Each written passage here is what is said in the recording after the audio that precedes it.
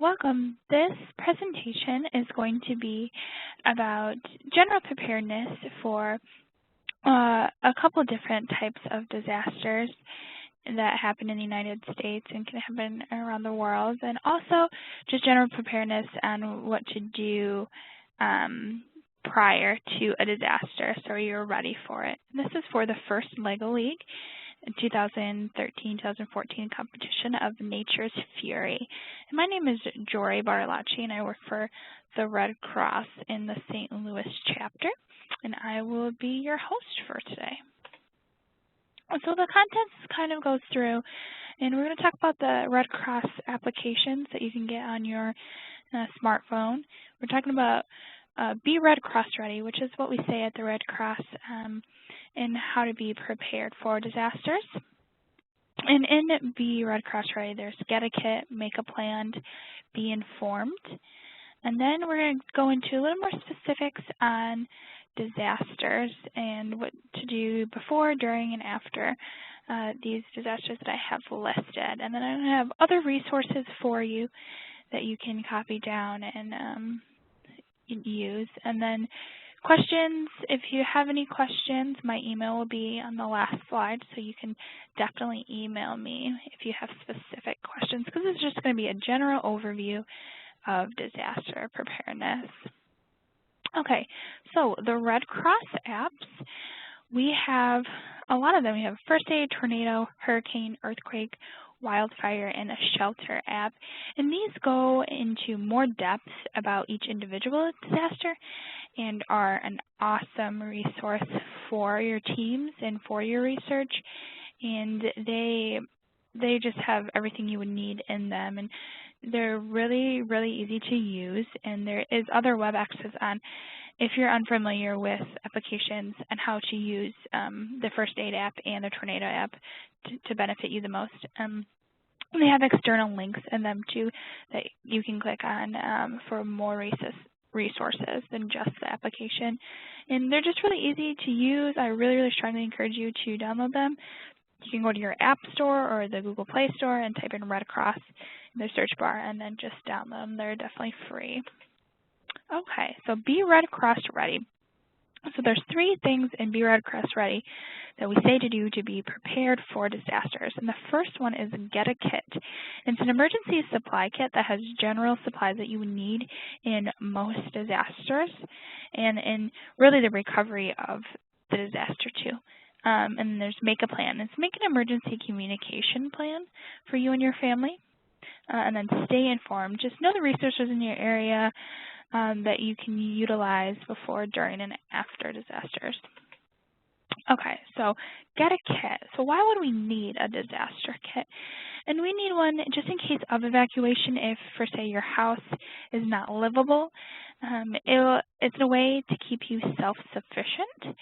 So when we say for 3 days, you should have 3 days worth of supplies in your disaster kit. And we say about 3 days just because it will give you a chance to move from your house into, say, a shelter or travel somewhere to like another family member's place that you can stay after the disaster until you get back on your feet.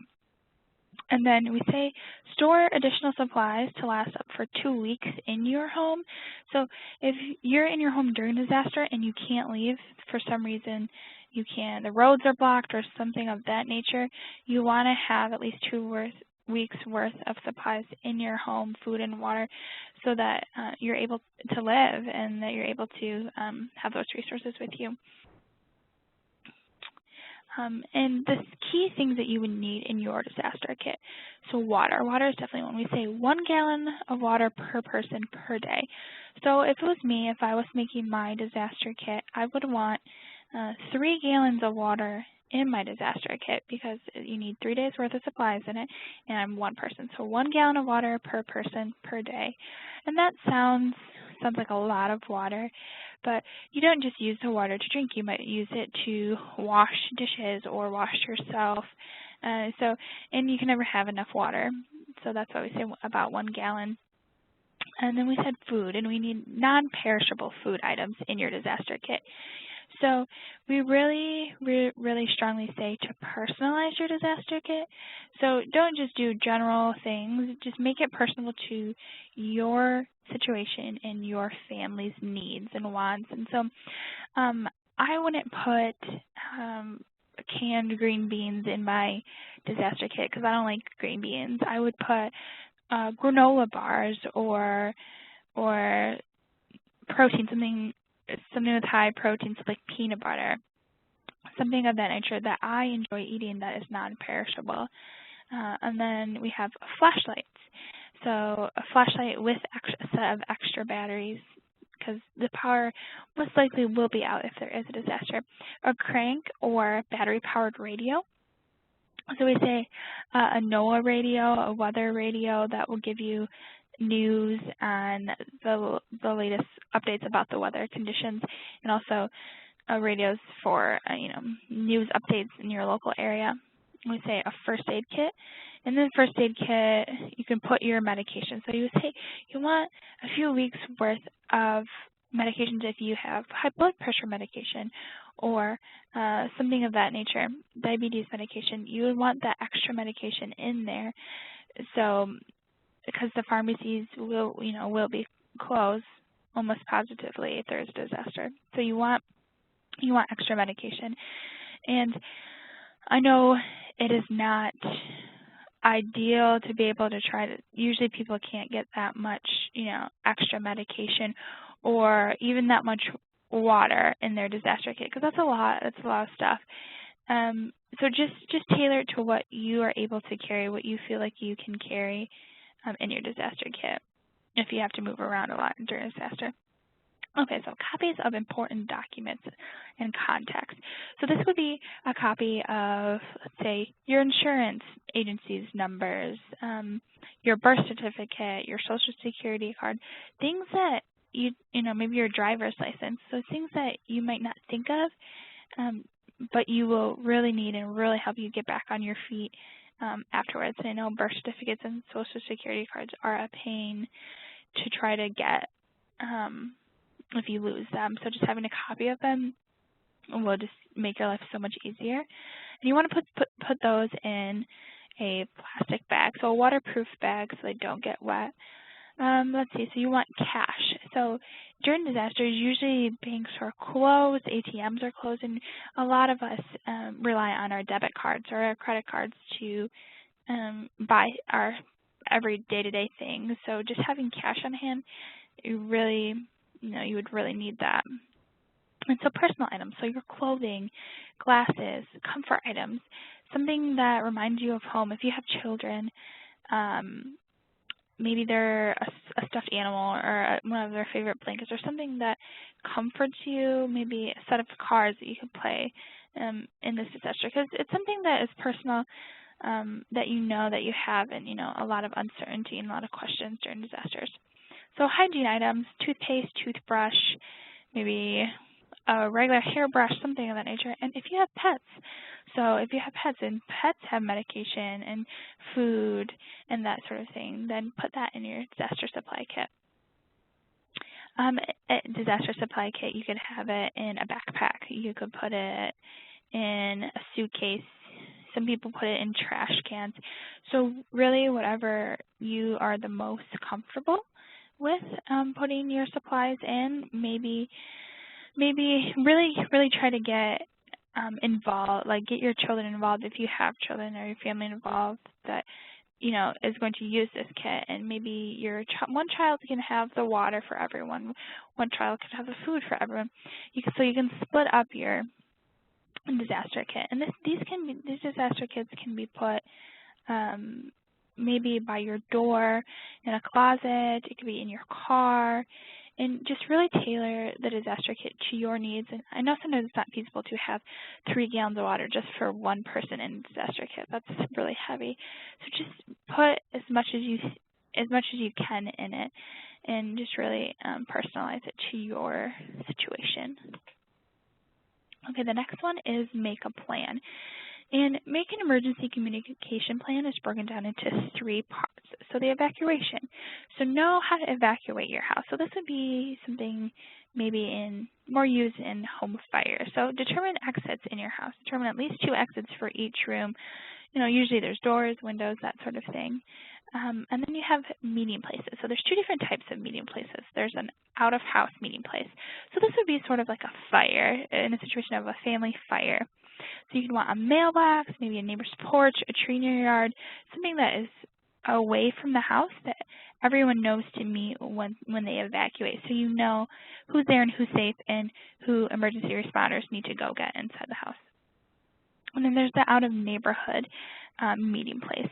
And this is a meeting place that you're familiar with, that if you have a family that maybe it's a school that your children go to or something of that nature that you're familiar with in the community. And this is a good meeting place if your family is separated and there is a disaster. You can meet there. Or if you try to go back into your neighborhood and you can't because roads are blocked or something, or you can't get through, then the out-of-neighborhood meeting place is a great way, a great place to meet. Okay, and then the next one is out-of-town contact. And an out-of-town contact is important. It's someone that is away from the affected area. So it could be someone in a different state. So I would say my out-of-town contact is my aunt in Michigan. So what I would do if there was an emergency and I got separated, I would call my aunt in Michigan and tell her, hey, I am in this location and I'm safe. And then my other family members, they would call her if we got separated and say, hey, I'm in this location and I am safe. And then she can be the one that relays the messages to and from, because sometimes it's really hard in an emergency to call people because the lines are jammed because everyone is calling everyone. So having an out-of-town contact is really nice because they can be the one that's relaying the messages. And also, text message is a great way to communicate during the disaster, a lot better than phone, because like I said, the lines are jammed and text messages are digital, and they are programmed in your phone to keep repeating and keep trying to send the message until it is sent. Okay, and then practice your plan. If you practice your plan, you'll know, maybe my disaster kit is too heavy, so maybe I should take out a gallon of water or something like that. Or practice so you can get the kinks out of your plan, so when the time comes to use it, it will go smoothly and there won't be any uncertainty in it. Okay, stay informed is the last one of Be Red Cross Ready. And there are just ways in which you are notified of a disaster. So local radio and television, so stay informed with them. Sirens. The disclaimer with sirens, if they're, say, a tornado or something like that, is that they're really only good for outside use if you are outside and you hear them, and if you're close to the siren. Because if you rely on the siren, you might not be able to hear it if you're far from where it is. And so we just say, don't have the siren be your only source of a way to stay informed if, say, there was a tornado. NOAA radios, so weather radios, those are a very, very good use, and they come from, the National Weather Service, and they tell you if there's a watch or if there's a warning. And then a community call-out. And a community call-out is kind of like a reverse 911. So it's the dispatchers, 911, and they're calling out to the community to tell them, stay inside your home, or there is a hurricane, so you need to evacuate, something like that. A smartphone notification. So in our apps, in our mobile apps that we have at the Red Cross, they will give you push notifications on if there's a watch in your area, if there's a warning in your area. And it doesn't just do the area that you, like the county that you fill out, it will go on wherever you are on your GPS.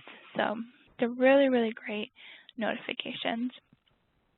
Person to person, so be talking with people in your community and say, hey, stay informed that way. Like, no, I heard on the news today that there is a chance of a hurricane in the next few weeks. So just be informed person to person. Email and text messages, like I said, and then social media. Social media is growing, and it's an awesome way to stay informed about disasters in your area. Okay, and also know which disasters strike where you live. Know the disasters depending on the season. So during January, February, there might be a winter storm. There might be an ice storm in this area. So just know the disasters specific to the season and the area that you live in. Stay up to date on shelters that are open. So we have that shelter application that says that will give you notification of what shelters in your area are open if you need to evacuate or if you need a place to go after a disaster. Use the Red Cross's Safe and Well program. And this is an awesome program where you register online. And it's a place where after disasters you can type in, I'm safe. And then your family members from across the U.S. can log in and put your name in and they can see that you're safe. And so it's a great form of communication. And then know agencies in your area that provide relief and recovery. Know which ones provide food if you need food, provide clothes if you need clothes, or furniture, or resources to get back on your feet after. Okay, so now we're getting into specific disasters. So the first one we're going to do is tornadoes. And some facts about tornadoes is they can spin up to 300 miles per hour. And that can, take off roofs, it can uproot trees. It's very, very dangerous, very fast. And they move along the ground about 30 miles per hour, but they can go as fast as 70 miles per hour once they're on the ground. And tornadoes usually last a few minutes, but they can last up to an hour. And they can go down, touch the ground. We say they're like pogo sticks. They can go down, touch the ground, be on the ground for a few minutes, and then come back up, and then travel, and then go back down again and touch the ground. So we say they're like pogo sticks. Some warning signs of tornadoes are greenish skies, wall clouds, hail, and funnel cloud. Okay, so before tornadoes, what to do? So listen to your NOAA radio and local channels, news channels, to get information. Know the difference between a watch and a warning.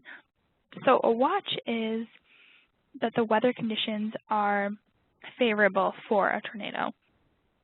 It doesn't mean that there is a tornado, it just means that they're favorable, and just to be ready. So have your disaster kit ready. Be ready to go to your safe place at any time.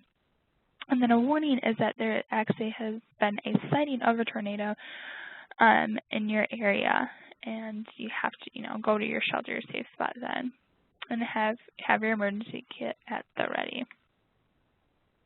Okay, go to the basement. This is tornadoes during the tornado, if there's a warning issued. So go to the basement.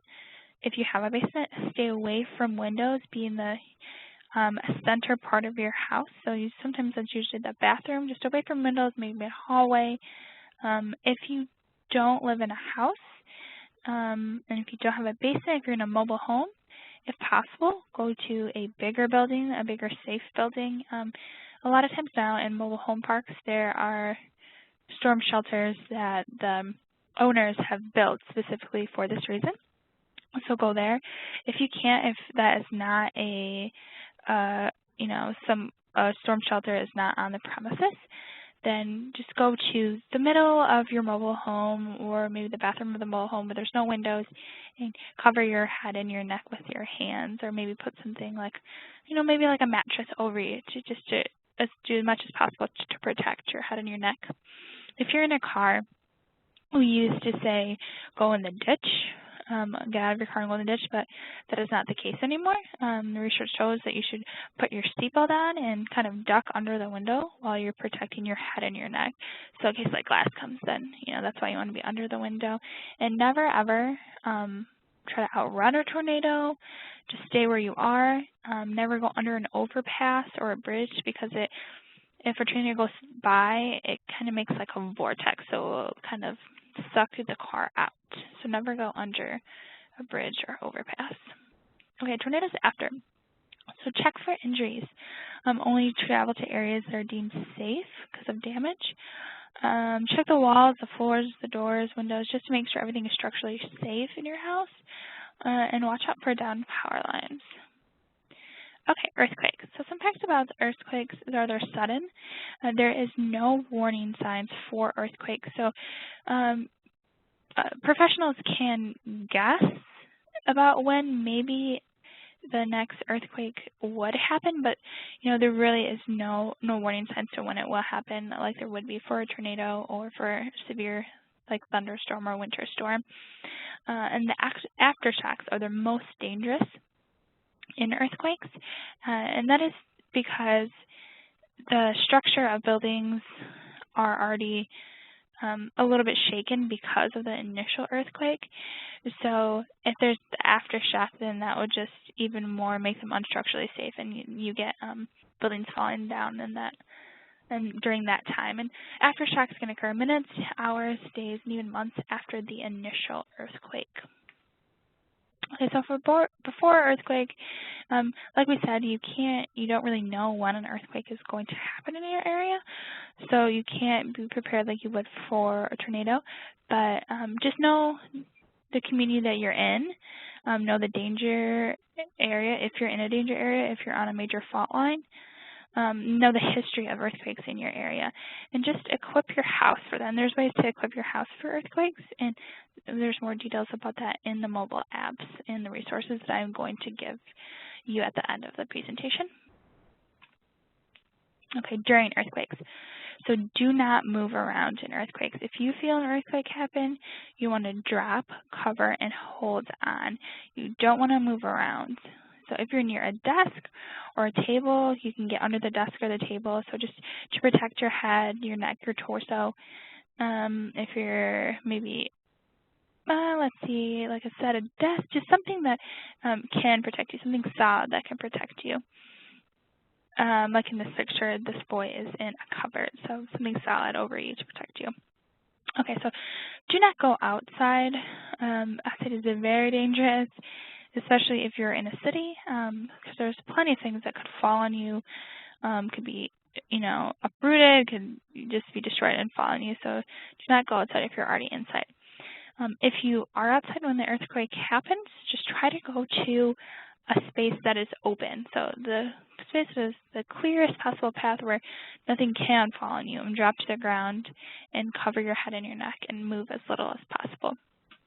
If you're in a vehicle, pull over to a clear location, buckle your seatbelt, and cover your head and neck like before, like said previously, and just wait till the shaking stops. Okay, after earthquake, expect the aftershocks. Know that they're going to happen and be wary of them. Watch out for downed power lines. Open doors and closets cautiously because things have been jostled around during the earthquake, so they could fall on you. And still, it won't be, a lot of things might not be structurally safe, so check for that. Look for damage and leave if your house is unsafe, or wherever you're staying if you think it's unsafe. Only travel to areas that are deemed safe. And look for and extinguish small fires. So small fires are the most common hazard after an earthquake, and so just look for those. Okay, so next is flood. Some facts about flood is they're frequent, and they're the most frequent and most costly natural disaster because they can cause a lot of damage. Floods are caused by heavy or steady rains over a course of several hours or days. And flash floods, they occur suddenly and due to rising water. And they're very, very, very strong amounts of water coming in at one time. Or it's if a dam or a levee breaks.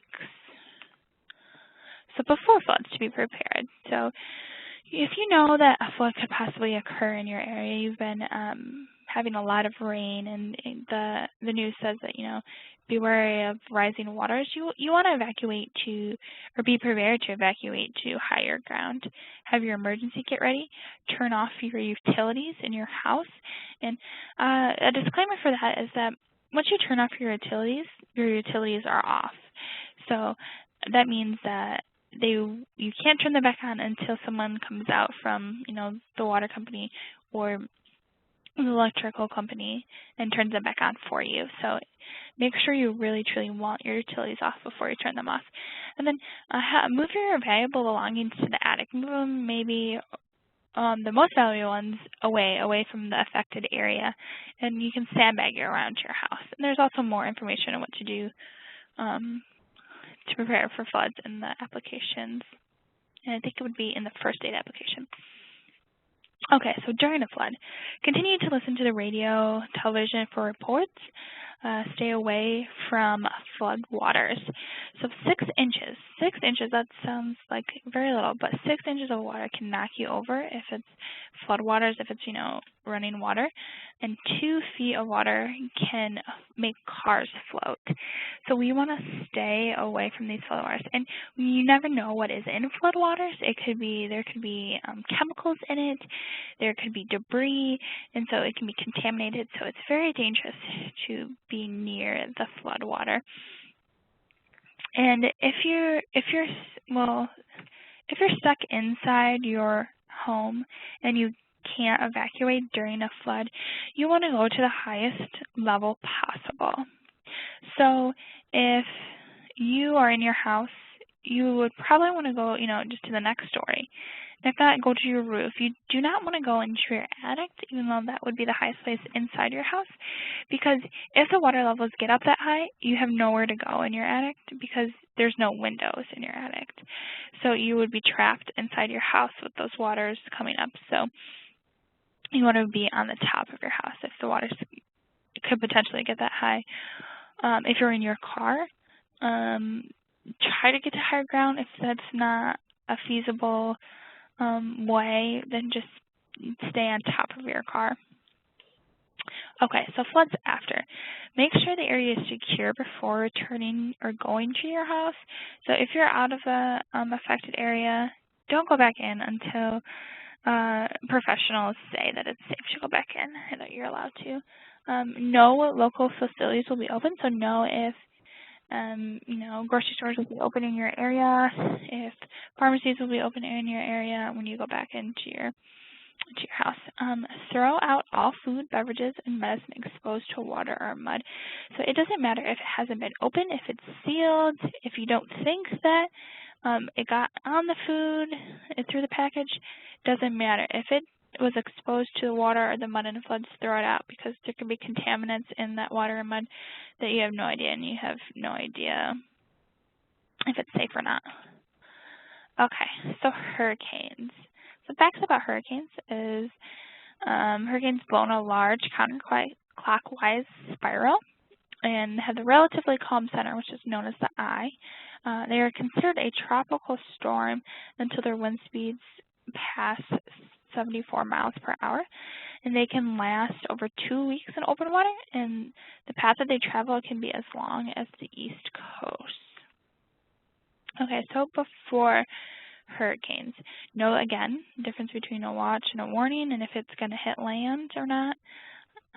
Listen to your NOAA radios and the local channels for information and updates about the severity of the hurricane, about where to go if you have no place to go. And be prepared to evacuate quickly and know your route, know how you're going to evacuate and where you're going to go. Board up your windows, your houses. Some people have storm shutters, and have your emergency kit ready. Okay, during a tornado, evacuate.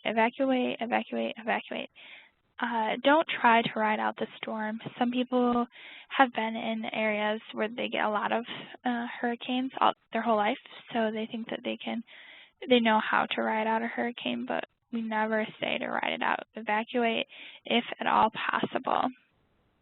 And there will be shelters, and that's why you have to stay informed to know the shelters that will be open, so you can go to if you don't have a family member or a friend to stay with.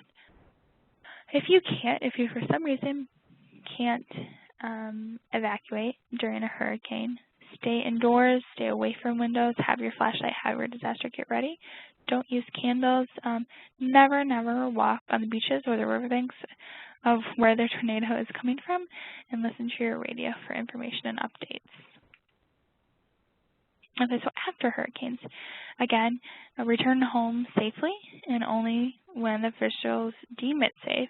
Avoid drinking or preparing food from tap water because you don't know if it's contaminated or not.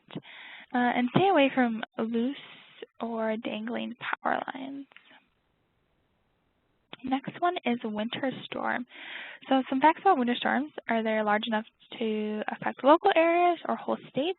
So they really have a wide variety in how big they are. Many winter storms come with dangerously low temperatures and sometimes very, very strong winds, ice, sleet, freezing rain. And if you're not protected, you're very, very easily could get hypothermia or frostbite. Okay, so before winter storms, add additional winter supplies to your emergency kit or specifically to your car. So water, maybe extra water, maybe like those little heating pads that you can break open and will have heat in them. Blankets, extra clothes, winter jackets, gloves, hats, shovels, car scraper for your car, maybe something like a flare gun or something that you can show, like if you get trapped in your car, show where you are. And run water on a consistent basis in your house so your pipes don't freeze, and never have your thermostat at a low temperature because that, again, can make your pipes freeze and also make you more apt to get sick. So never have it below, I think it's 55. And then listen to your NOAA radio and your local news for critical information. During winter storms, stay home unless absolutely necessary, unless you absolutely have to leave your home and go to the harsh conditions. If you have to, wear multiple layers of warm, waterproof clothing. And they can be light layers, so just have multiple of them. And if your clothes for some reason get wet, if you touch the snow, whatever, change them as soon as possible because that can put you at greater risk for hypothermia or frostbite.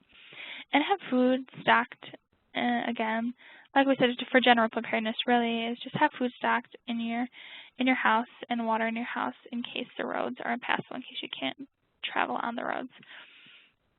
Okay, so after winter storms, go to your designated shelter. If the power goes out, or if your house was damaged in the storm, and avoid going out at all possible in extreme cold temperatures. Avoid driving. Even if you feel like you have a safe vehicle that has four-wheel drive, it's still very dangerous to drive in winter weather and winter storms. And avoid strenuous tasks. Okay, so wildfires.